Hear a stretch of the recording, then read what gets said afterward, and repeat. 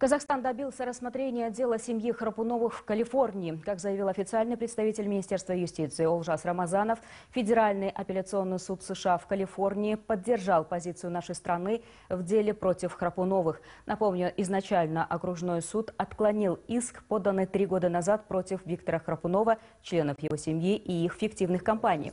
Отказ суд мотивировал тем, что США не являются приемлемым местом для данного разбирательства. Тогда Акимат Алматы и Министерство юстиции подали протест в апелляционный суд штата Калифорния. Суд второй инстанции отменил решение нижестоящего суда. Дата первого заседания пока неизвестна. Напомню, Виктора Храпунова обвиняют в хищении сотен миллионов долларов за счет продажи городского имущества в бытность акимом Алматы.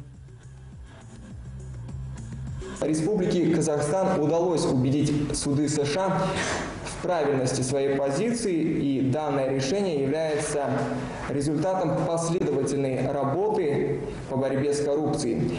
Исковое заявление содержит 6 требований о защите прав истцов.